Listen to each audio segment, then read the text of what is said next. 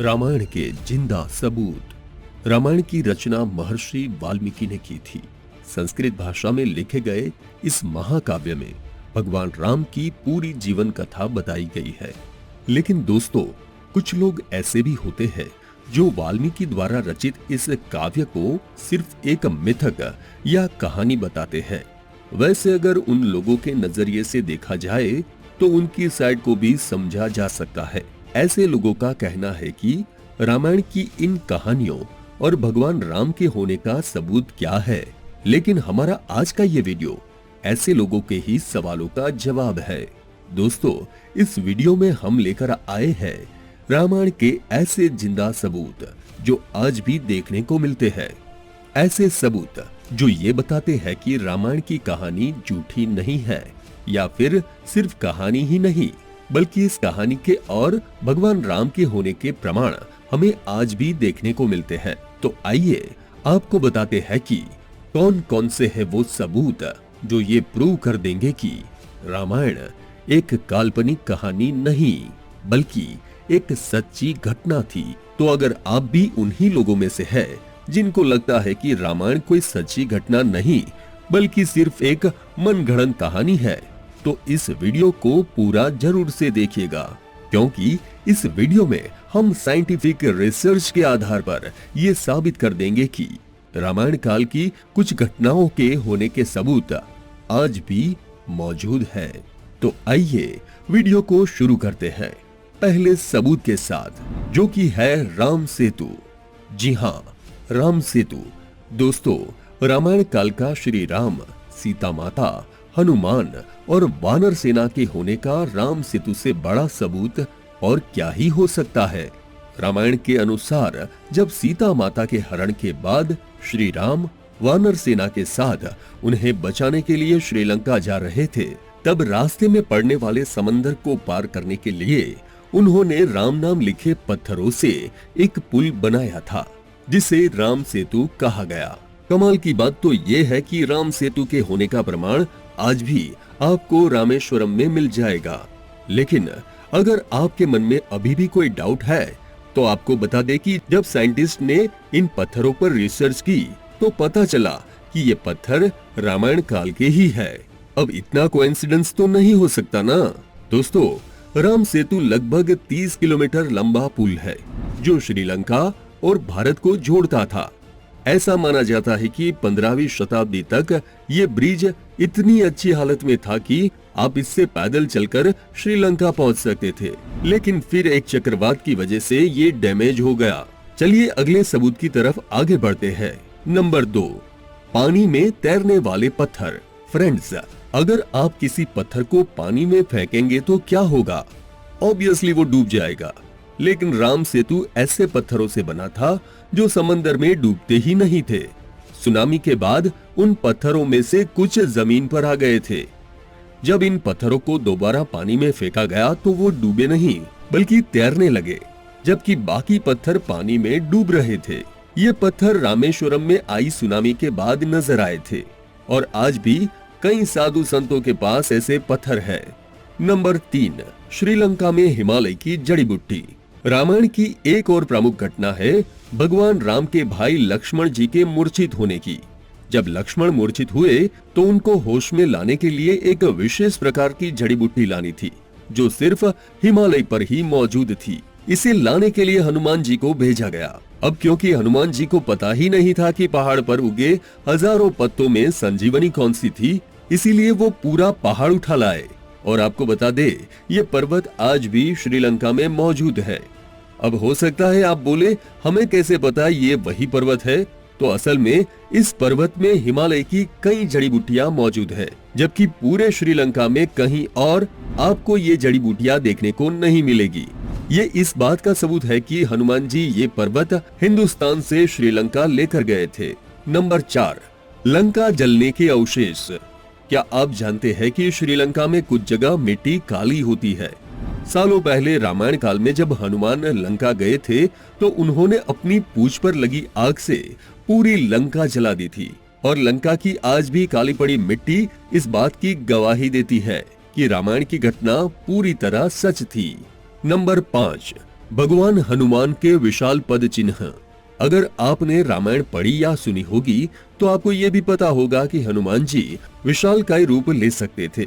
जब वो लंका गए तो उन्होंने विशाल रूप धारण किया था, जिसकी वजह से वहां की मिट्टी में उनके बड़े बड़े पैरों के निशान बन गए थे। इस बात को बहुत से लोग नहीं मानते, बट क्या आप जानते हैं कि हनुमान जी के विशाल पद चिन्हों के निशान आज भी श्रीलंका में मौजूद है। इसके अलावा लेपाक्षी और मलेशिया में भी विशालकाय पद चिन्ह मिले हैं। नंबर 6, लेपाक्षी। जब रावण सीता माँ का हरण करके उन्हें लंका ले जा रहे थे तो रास्ते में जटायु ने रावण से टक्कर ली और सीता माता को बचाने का प्रयास किया। हालांकि वो अपने इस प्रयास में सफल नहीं रहे थे। रावण ने उन पर हमला कर उन्हें घायल कर दिया था, जिसके बाद चोटिल जटायु जमीन पर गिर गया था। लेपाक्षी वही जगह है जहां जटायु घायल होकर गिरा था। श्री राम हनुमान जी के साथ इस जगह पर जटायु से मिलने भी गए थे। यहाँ पर भी हनुमान जी के पैरों के निशान देखने को मिले हैं और लेपाक्षी मंदिर आज भी मौजूद है। नंबर 7, पंचवटी। जब भगवान राम वनवास गए तो कुछ समय वो नासिक में भी रुके थे। नासिक के पंचवटी के बारे में रामायण में बताया गया है। ये वही जगह है जहां लक्ष्मण ने रावण की बहन सुपर्णखा की नाक काट दी थी। दोस्तों, नासिक में आज भी पंचवटी स्थित है। अब इससे ज्यादा क्या ही सबूत चाहिए। लेकिन अभी रामायण के सच होने के सबूतों की लिस्ट खत्म नहीं हुई है। अगर रामायण को लेकर आपके मन में अभी भी कोई क्वेश्चन मार्क है तो आगे सुनिए। नंबर 8, विशालकाय हाथियों के अवशेष। दोस्तों, कहा जाता है कि रावण की सेना में विशालकाय हाथी थे जो आज के हाथियों से बहुत बड़े आकार के हुआ करते थे। हो सकता है आपको भी ये इमेजिनेशन लगे, लेकिन हाल ही में श्रीलंका के पुरातत्व विभाग ने ऐसे हाथियों के अवशेष खोज निकाले हैं जो आज के हाथियों से बहुत बड़े हुआ करते थे। यानी रावण की सेना में विशालकाय हाथियों के होने की बात कहानी नहीं, सच थी। नंबर 9, अशोक वाटिका। जब रावण सीता माता को लंका ले गए और उसने सीता के सामने अपने महल में रहने का प्रस्ताव रखा तो सीता ने उस प्रस्ताव को ठुकरा दिया और वो एक वाटिका में रही, जिसे अशोक वाटिका के नाम से जाना जाता है। इस वाटिका में सीता एक पेड़ के नीचे ही बैठी रहती थी। आपको जानकर ताज्जुब होगा कि ये वाटिका आज भी श्रीलंका में मौजूद है। नंबर 10, दिवरुमपोला। आपने ये भी सुना होगा कि जब भगवान राम सीता जी को लंका से छुड़ाकर लाए तो सीता माता को अग्नि परीक्षा देनी पड़ी थी। आज भी वो जगह मौजूद है जहां सीता की अग्नि परीक्षा हुई थी और इस जगह का नाम है दिवरुमपोला। यहाँ आज भी वो पेड़ है जिसके नजदीक सीता माता की अग्नि परीक्षा हुई थी। इस पेड़ के नीचे आज भी लोग जरूरी फैसले लेते हैं। नंबर 11, कोणेश्वर मंदिर। दोस्तों, इस सबूत को तो आप किसी भी हालत में डिनाई नहीं कर सकते, क्योंकि ये सबूत है मंदिर में रावण की मूर्ति होने का। रामायण में वर्णित है कि प्रभु श्री राम की ही तरह रावण भी बहुत बड़ा शिव भक्त था और इसलिए उसने एक शिव मंदिर का निर्माण भी कराया जहां उसकी खुद की प्रतिमा भी मौजूद है। ये इकलौता ऐसा मंदिर है जहां भगवान से ज्यादा उनके भक्त रावण की आकृतियां देखने को मिलती है। इसी मंदिर में बनी आकृतियों में रावण के 10 सिर देखने को मिलते हैं, जिससे इस बात की भी पुष्टि होती है कि रावण के 10 सिर थे। नंबर 12, रामलिंगम। दोस्तों, भगवान राम ने रावण का वध तो कर दिया, लेकिन रावण एक ब्राह्मण था और हिंदू धर्म में ब्राह्मण का वध करना अपराध माना जाता है। इसीलिए श्री राम को भगवान शिव की आराधना करके पश्चाताप करना था। भगवान शिव ने उन्हें 4 शिवलिंग बनाने को कहा था। एक रेत का शिवलिंग सीता माता ने बनाया, 2 शिवलिंग हनुमान जी कैलाश पर्वत से लेकर आए थे और एक शिवलिंग भगवान राम ने स्वयं अपने हाथों से बनाया था। और ये चारों शिवलिंग इस मंदिर में मौजूद है क्योंकि भगवान राम ने इन शिवलिंगों की आराधना की थी, इसलिए इस मंदिर को रामलिंगम कहते हैं। नंबर 13, जानकी मंदिर।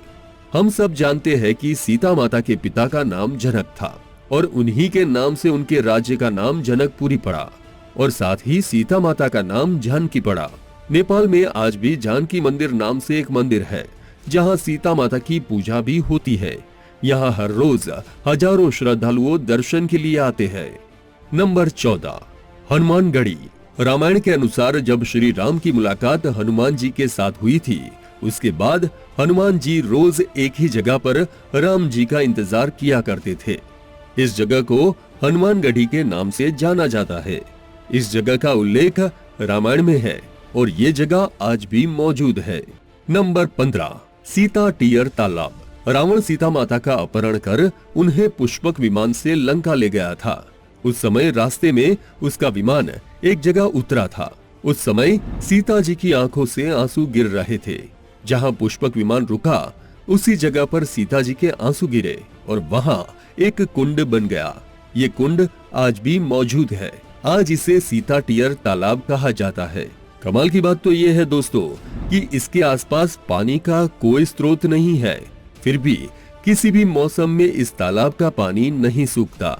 तो फ्रेंड्स, ये थे रामायण काल के कुछ सबूत जो रामायण की सच्ची कहानी होने का प्रूफ देते हैं। तो अगर आप भी उन लोगों में से थे जिन्हें रामायण के सच होने का डाउट था, तो हमारा ये वीडियो देखने के बाद आपके सारे डाउट खत्म हो गए होंगे। भगवान राम का कौन सा गुण आप अपने जीवन में उतारना चाहते हैं, कमेंट करके बताइए। ऐसे ही अन्य वीडियो को देखते रहने के लिए चैनल को सब्सक्राइब करना ना भूले, ताकि आने वाले न्यू वीडियोस की नोटिफिकेशन आप तक पहुंचे सबसे पहले। Thanks for watching.